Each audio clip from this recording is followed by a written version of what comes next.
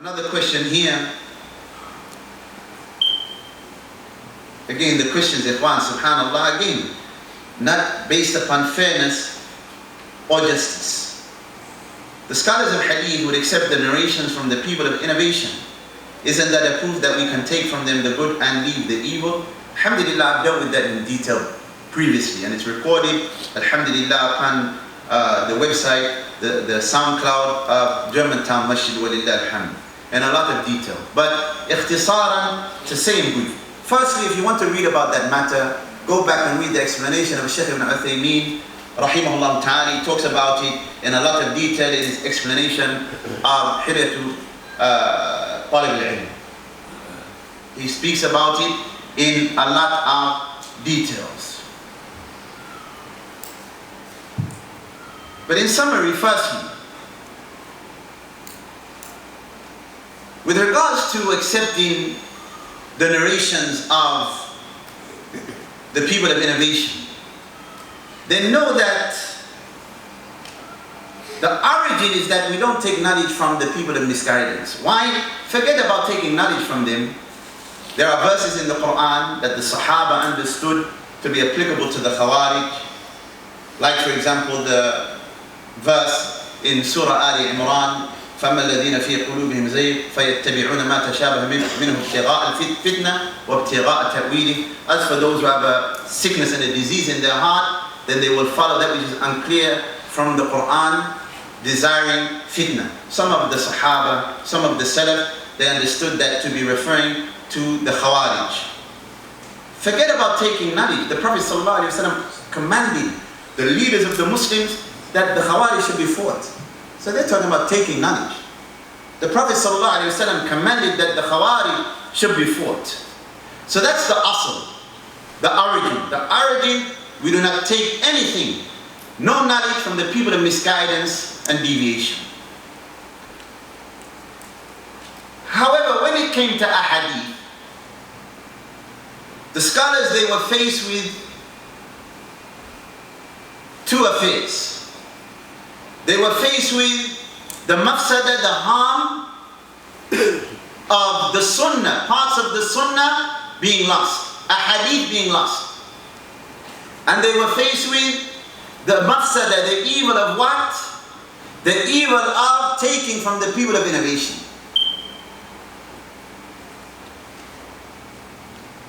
They gave tarjih based upon the well-known principle, irtikabu ashad الضررين عفوا ارتكاب أخف الضررين للتخلص من أشدهما. That you take the lesser of the two evils. If you're faced with two evils, you take the lesser of the two to escape from the greater one. ارتكاب أخف الضررين للتخلص من أشدهما. So they said the harm of losing these ahadith from the sunnah of the Prophet ﷺ, it outweighs and is greater than the harm of certain individuals only accepting narrations. And again, it goes on to the next point. They didn't open the door and say we accept from every innovator. Rather, even among themselves, they differed. Some of them said we don't accept any of the narrations of the people of innovation. Some of them said we do not accept the narration of the person of innovation who calls to his innovation. Some of them said we don't take from the person of innovation if he narrates that which strengthens his innovation. So even among themselves they differed with regards to the position of taking the narration from the people of Bid'ah.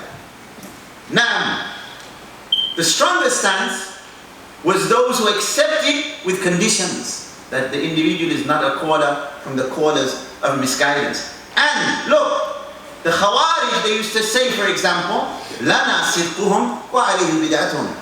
We'll take their truthfulness, meaning if they narrate hadith, the Khawarij, we know that they believe that lying is a kabira, a major sin. That was at that time, because today they're kadhabun, they're liars. They lie about visas, they'll lie on applications, they'll commit fraud and all types of things.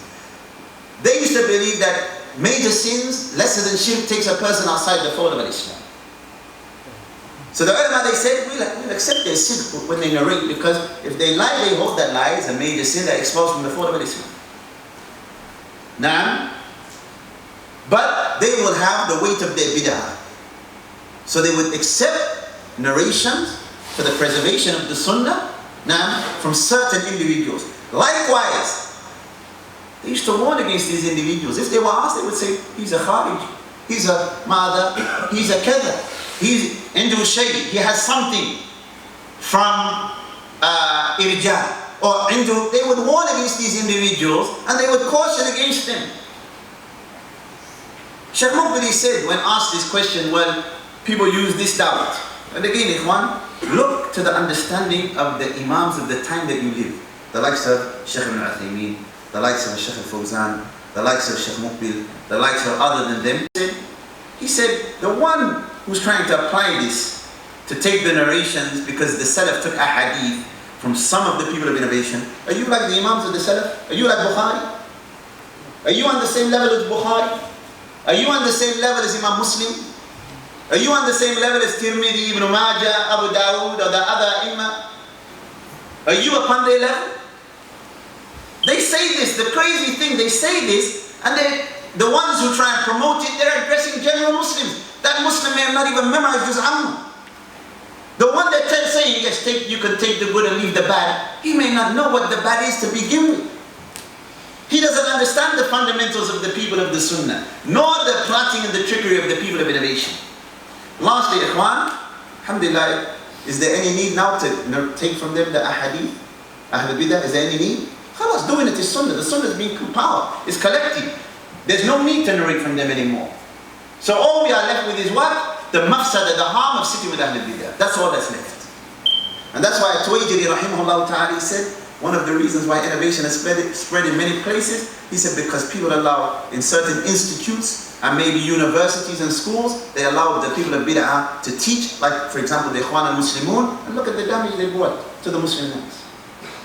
By allowing them, trying to, accommodate them when they were fleeing their countries because of the persecution, certain countries welcomed them, instead of them being honorable, that we've been welcomed, and alhamdulillah, we're in a Muslim land, and we can establish our religion, their eyes is on the currency, their eyes is on position and power. So now they want to rather use that opportunity to undermine the Muslim lands. May Allah protect the rulers, and likewise bless them to have righteous companions. And yes, we do not tolerate any type of munkar. Somebody asked us, is this allowed? We say, if in al-halal bayn, halal is clear, haram is clear. Music is haram. No, we will disagree on it. Tabarruj haram, ikhtilat haram. You will not find it. That's what we say to these individuals. Give us an example where you find one of the scholars of the Sunnah, or one of the scholars of the Sunnah justifying evil. That's something that doesn't exist. Now, with knowledge, walillah alhamdu minna, wa subhanaka Allahumma bihamdika ashhadu an la ilaha illa ant, astaghfiruka wa atubu ilayk. Wa jazakumullahu khairan, wa assalamu alaykum wa rahmatullahi wa barakatuh.